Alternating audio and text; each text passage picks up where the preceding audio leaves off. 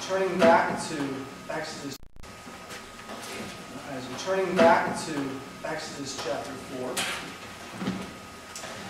4. In college, the way I had my room set up is I had my bed lofted.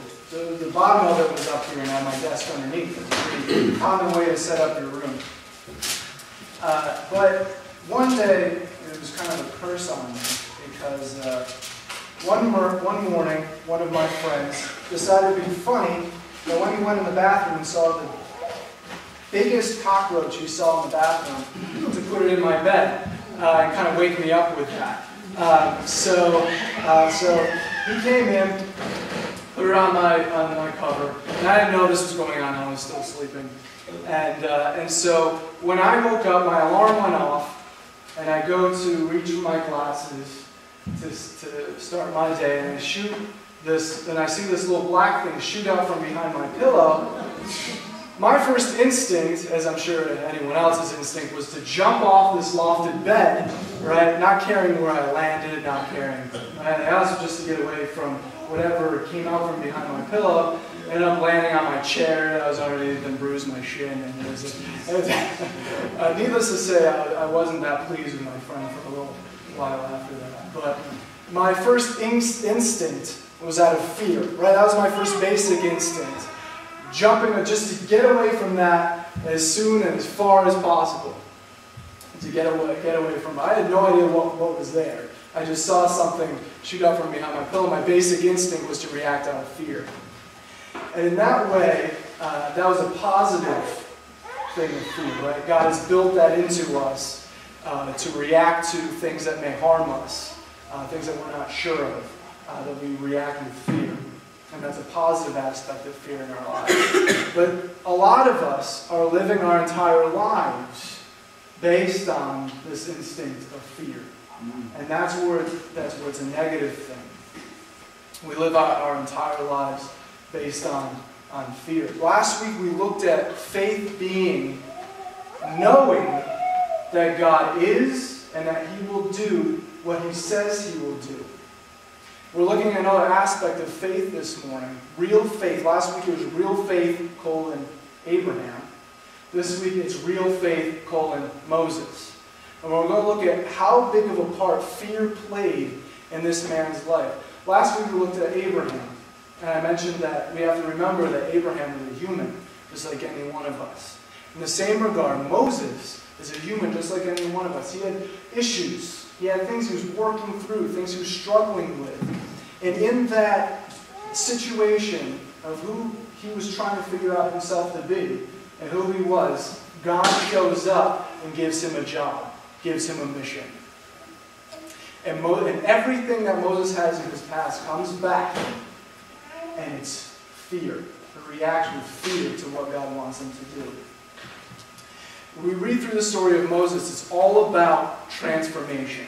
It's all about transformation. We go from a man that was a has-been to a hero. We go to a man that went from a stutterer to a speaker. And we go to a man that was isolated and only had his own issues in the forefront of his mind, to someone who knew that he was part of something much, much bigger than himself. Moses' life is all about transformation, and that's what each of our lives is about. And so we can learn a lot about Moses, his experiences, and we can learn a lot about Moses from when we kind of first meet him in Exodus. The first few chapters of Moses, we learn a lot about him. We learn a lot about his past, we learn a lot about his present, we learn a lot about what God's going to do through him. And so when we pick up in Exodus chapter 4, we see that God has appeared to him. Now, some of us know the story of Moses pretty well. Some of us don't. And Moses was born during a time of genocide, where he was the ruler, the king of the nation where he was living, demanded that all the baby boys that were under the age of 2 be killed, just simply because they were males. Simply because they were boys, because he was scared that the Hebrew people, whom he made slaves, were going to revolt against him This is the king of Egypt. They were living in Egypt. And take this kingdom away from him. This is what he was scared of. And so his first move was to approach the Hebrew midwives and say, listen, you guys are the ones that help the Hebrew women give birth. So what I want you to do is, if it's a boy, kill it instantly when it's born. But these Hebrew midwives said, no, we're going to obey God rather than men, and we're not going to do this. So Pharaoh's next move, the king of Egypt's next move, is to say to the entire nation of Egypt, listen, if you see any Hebrew boy under the age of 2, I want you to kill him. And this is the time where Moses is born. This is the time when Moses is born, during the time of genocide. And so his mother tries to hide him for 3 months. When she finds out, realizes that she can't hide him any longer, she puts him in a basket, right, made of bulrushes and tar and pitch, puts him in the river, and he's found by Pharaoh's daughter. And from that point on, while he was nursed by his own mother, from that point on, he was of the house of Pharaoh. He was Pharaoh's daughter's son. That's who he was known as from that point on. Moses, Pharaoh's daughter's son. That was his new part in life. That was his new identity. He was no longer Hebrew. He was an Egyptian, but not really an Egyptian. And so Moses has a lot of things going on in his life. And when God calls him, and God appears out of nowhere through a burning bush, right? Moses, after he's living in Egypt for a while, he's grown up through Egypt, learned all of everything that Egypt has to offer. And Egypt at this point is a very great nation.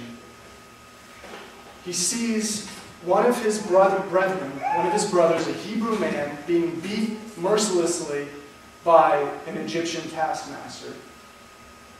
Decides that what he's going to do to remedy that situation is to kill that Egyptian. And then he finds out that everyone and their brother knows about it. So what does he do? He runs away. He's scared by what Pharaoh's going to do. He runs away. He's in this land called Midian.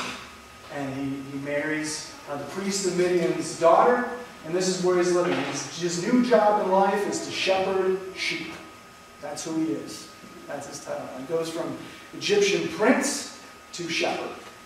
And when we know biblical culture, we know a shepherd was the bottom of the barrel. That was it. And at this point, God appears to him through a burning bush, a bush that's on fire but is not burning up. And Moses decides to take a closer look at what's going on here, to investigate what's going on here. And God says, take off your sandals for where you are. Where you're standing is holy ground. And I'm Yahweh, and you better listen to what I'm about to tell you, because I'm going to do great things through you. I want you to lead my nation Israel out of Egypt. This is what I want you to do. And so this is where we're picking up here. And this is Moses' reaction. And we look through here, and we see that Moses' reaction is of fear. Fear. We have a lot of us, fear is a major part of our lives. We're scared for our children. We're scared for the economy. We're scared for our own personal finances. We're scared of the unknown. We're scared of being vulnerable with other people. There's a lot of things we're scared of, and it seems that most of our lives are based on our fears. And it seems like those are that's what is our worldview. We know that God is there. We know that He's in control, but somehow we just can't get past this wall of fears that we built up. Things that we're scared, things we're not sure of. In the same way, Moses had 3 fears that he's wrestling with.